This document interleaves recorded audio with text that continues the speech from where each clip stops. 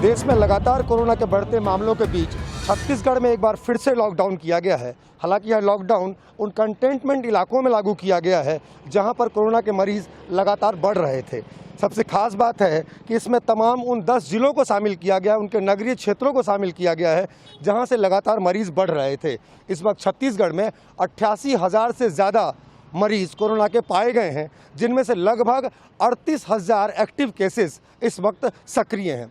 आपको एक बात बता दें कि छत्तीसगढ़ में कोरोना का संकट इस बात से भी समझा जा सकता है कि न केवल राजनीतिक गलियारों में बल्कि प्रशासनिक गलियारों में भी तमाम बड़े अधिकारी, तमाम बड़े नेता कोरोना संक्रमित हुए। कोरोना संक्रमण से बचने के लिए लगातार एहतियातें बरती गई, मगर राजधानी के हालात धीरे धीरे बिगड़ते चले गए। उसके अलावा जो बड़े शहर हैं दुर्ग, रायगढ़, राजनांदगांव, यहाँ पर भी स्थिति बहुत बेहतर नहीं रही। हमारे साथ बातचीत करने के लिए खुद रायपुर के जो महापौर हैं एजाज ढेबर वो मौजूद हैं। लगातार कोशिशें की गई हैं कि कोरोना संक्रमण लगातार कम हो। एक वक्त ऐसा भी था छत्तीसगढ़ में जब कोरोना मरीजों की संख्या शून्य पर पहुँच गई थी और मौत की रफ्तार भी शून्य ही थी, लेकिन आज हालात बिगड़े हुए हैं और यही वजह है कि देश में जब अनलॉक की प्रक्रिया चल रही है तब छत्तीसगढ़ ने जैसे सबसे पहले लॉकडाउन किया था उस लॉकडाउन को वो फिर से दोहरा रही है। मेरे साथ ढेबर जी, स्वागत है आपका पंजाब केसरी में। किस तरह की स्थिति इस वक्त है जिसके लिए इस लॉकडाउन की ज़रूरत राज्य सरकार को पड़ी है कि 10 जिलों में लॉकडाउन रहे और कोरोना पर किसी तरीके से लगाम लग सके? देखिए, निश्चित तौर पर हम बोल सकते हैं जब ये कोरोना काल आया, जब कोविड चालू हुआ तो हम लोग एक समय ऐसा था कि हम जीरो में आ भी गए थे और हमारे मृत्यु दर बिल्कुल नहीं थी।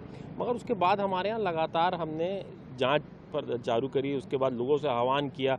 जिस तरीके से राज्य शासन, नगर निगम और स्वास्थ्य विभाग के द्वारा जिस तरीके से लोगों के घर घर में जो चेकिंग हुई, उसके बाद फिर ये निकल के आंकड़े बहुत सामने आए। बहुत सारे लोग हमको पॉजिटिव मिले, बहुत सारे लोग कोरोना से ग्रसित मिले और जो लोग बहुत लेट हुए, जिन लोगों को ऐसा लगा, जिन लोगों ने अपने आप को छुपाते रहा कि हमें कोरोना नहीं है, ऐसे लोगों की मौत भी हुई, ऐसे लोग ख़त्म भी हुए। तो अगर आप देखोगे वो लोग ज़्यादा ख़त्म हुए जिन लोगों ने हॉस्पिटल पहुंचने में लेट किया, जिन्होंने कोरोना जिनको लेट पता चला, ऐसे लोगों की मौत सबसे ज़्यादा हुई है। और रही इसकी अभी ज़रूरत इसलिए आन पड़ी कि हम तो बिल्कुल नहीं चाहते थे कि हमने एक बार मीटिंग में डिसाइड भी कर लिया था कि हम किसी प्रकार का लॉकडाउन नहीं करेंगे।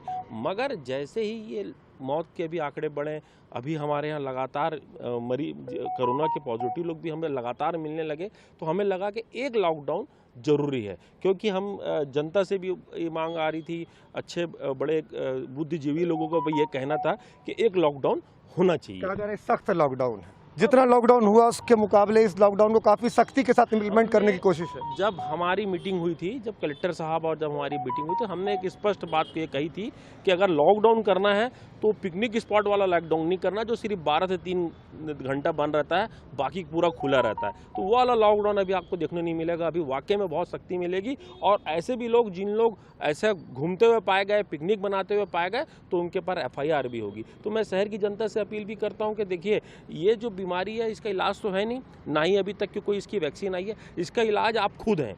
इसका अगर आपको इलाज करना है तो उसके लिए जवाबदार आप ही हैं। अगर आप सावधानी बरतेंगे, अगर आप जो नियम और कानून का अगर पालन करेंगे तो निश्चित तौर पर कोरोना बहुत दूर रहेगा।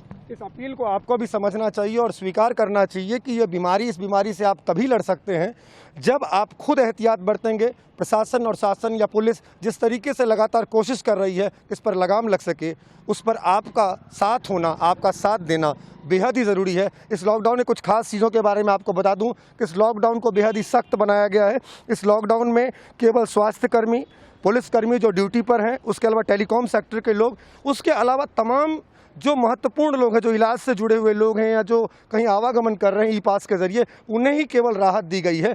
उसके अलावा तमाम शासकीय, अर्धशासकीय, प्राइवेट जितने भी प्रतिष्ठान हैं इनको बंद किया गया है। कोशिश है एक प्रभावी लॉकडाउन के ज़रिए न केवल प्रभावी तरीके से कोरोना पर लगाम लगाई जा सके, बल्कि जो रफ्तार इस वक्त छत्तीसगढ़ में तेज़ दिख रही है, राजधानी में तेज़ दिख रही है, उस पर काबू पाया जा सके।